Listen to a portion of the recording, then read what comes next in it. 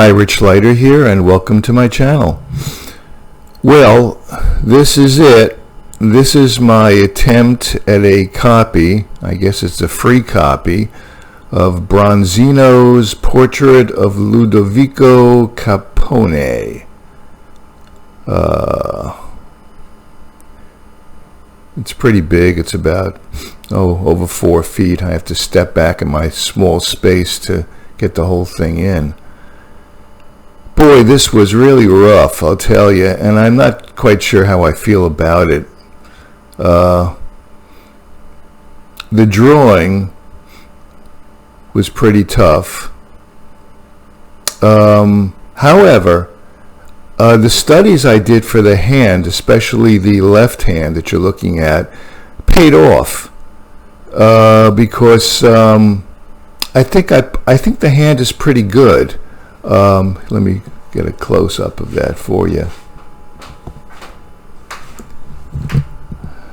Yeah, I mean, I did this hand 7 times. The first, yes, 7 times I did it.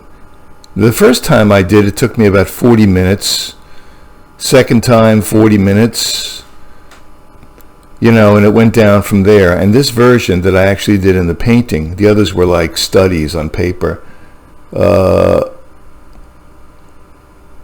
took me 15 minutes. So this is the best version, the one that I actually painted. Hold on a second. Yeah, I think I'm getting the hang of it. I'm going to keep trying to do hands. Here's the other hand. The other hand is a little, well, let me show you it first. Here's the other hand.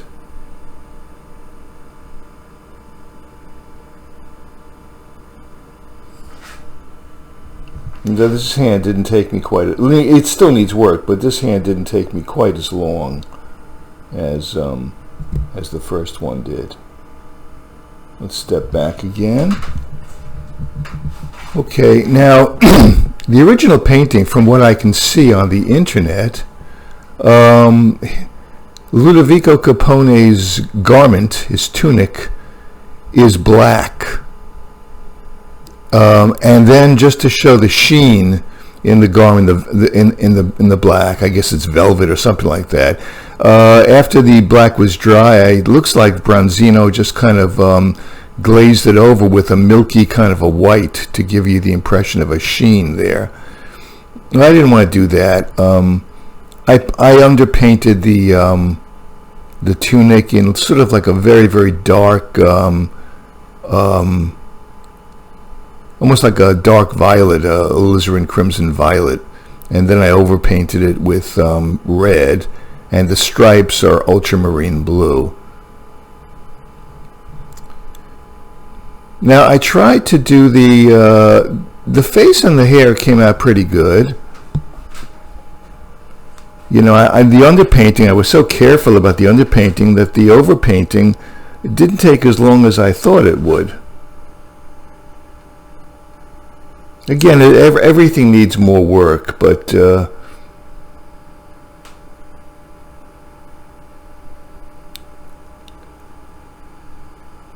took me a while to also understand the shadow by his jaw, what it's composed of.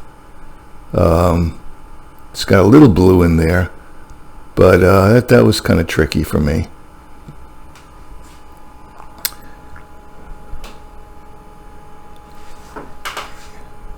Now, the background is drapery. The reason I did this was for 3 things: the face, the hands, and the drapery. Okay, so I tried to do the drapery in the original green. It's a greenish drapery for the folds of the drapery in the back of him. And I didn't like it. I just didn't have much of a feel for green. There are so many kinds of greens that I just didn't have a feel for it. So I changed the color in the drapery from green to a blue, and it was okay. Worked out okay, I suppose, but it wasn't great. It just wasn't what I was looking for. And Then I just went through a period with the background of groping to find what I wanted. First, I wanted to paint the whole thing in one solid color, kind of like that ochreish green you see in back of Ludovico's face. I tried that. I tried a number of things. I tried to do all blue, the solid color, something simple and elegant, and none of it was to my satisfaction. And I just didn't want to do the drapery again. I underpainted the drapery. That took me about 3 days, and like I say, it didn't work out. And I just didn't want. I didn't want to do the drapery again. I just didn't have any enthusiasm for it. So I kept groping for something else, and everything I tried was no good. And then, just on an impulse, I did this kind of like these streaks of white with ultramarine blue on each side of the boy. And I'm not sure how I feel about it. I like it because it emphasizes the simplicity and the dark elegance of his tunic. So I do like that about it. On the other hand, it is, the face and the tunic and the arm and the hands were done with such care, and yet this was kind of slopped on either side of him. So I'm not quite sure whether I like it. I think I like it more than I don't. It looks like he's kind of in a field also, and right at the top of that green field, you can see the top of like a hill, and you can see the top of the sky creeping through.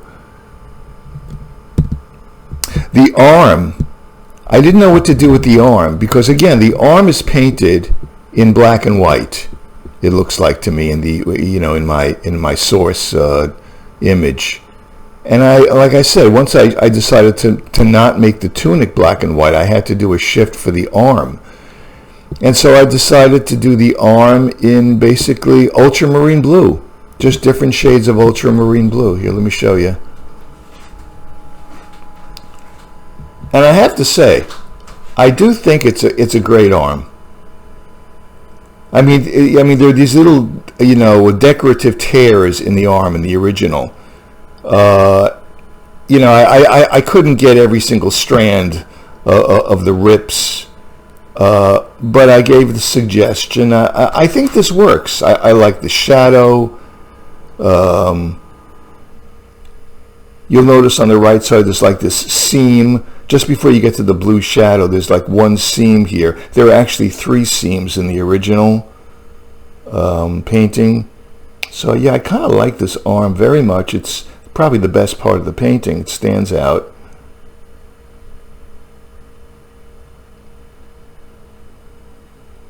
Let me go back again. Sorry, I have to hold this thing because it's so big. I can't just lay it down. Yeah. And so here are these streaks. Here's what they look like. They were just a mixture of white and ultramarine blue put down at different moments. And what I like about this painting, though, the thing I do like about it, is that it's simple. Even though you got all these streaks on either side, when you look away from it, when you look back, it's actually a very simple painting. It allows the elegance of the boy's tunic to show through. It's basically the whole painting is basically just this isolated figure. That's it. The whole painting is the elegance of his tunic, his arm, and his face, and the hands. The background I did last. So that's it. It was yeah. I'm going to leave it like this. I just I don't know. I'm kind of exhausted from doing this. I may revise it. Who knows? Nothing is ever finished. I may revise it in a week from now, a month from now, a year from now, or I may throw it out. But for now, I kind of like it. I either screwed it up with the background, with these streaks of white and ultramarine blue. I either screwed it up, or else it was a stroke of inspiration. All I know is that when I tried to do the folds, not being Bronzino, they just looked very busy, and they took away from the elegance of the figure standing there when I tried to do it. That's all I know. Another problem I had is this is like a very large painting for me. The biggest paintings I do are about 2 feet big, 2 feet high and 2 feet wide, and this is twice that length. And I have a problem doing large paintings because I'm too concerned about just covering the canvas. It's more about, quantity than quality for me when I do a large painting. I was being so careful to get the drapery in my first couple of tries that I wasn't paying attention to the actual color, to the actual energy of the painting. It was kind of flat and dead, and so large paintings, as a general rule, I don't really succeed in them. You can tell I put a lot of work into this. I'm not just going to throw it out. I want to look at it from time to time. And I'll, as the weeks go by, I'll decide whether this is just a failed painting or whether it's actually a very good one. It's hard to tell. And I did like the red overpainted on his tunic. It's really a very simple painting. It's just kind of red, ultramarine blue, and white. Those are the 3 basic colors for the painting. I tried to keep it as simple as possible. Simple is best, simple is strongest. So it depends. I guess it's one of those things where, depending on what mood I'm in when I get up that morning, I'll either love it or hate it. Once more, let's focus in on this hand, because, wow, this hand was like a real carnival ride. I really think on this 7th try that fortunately I actually did on the canvas, not just as a study. I really think it looks like a hand. I got some tendons in there. I got some knuckles. So that's it. I don't think I'm going to paint a painting as large as this again. For one thing, I ran out of paint doing this. But that's it. It was like I say, it was a very ambitious project. If I didn't think there was some merit to it, I wouldn't even show it to you. So that is the Bronzino project, what I kind of did in the month of August. All right, thank you very much. Take care.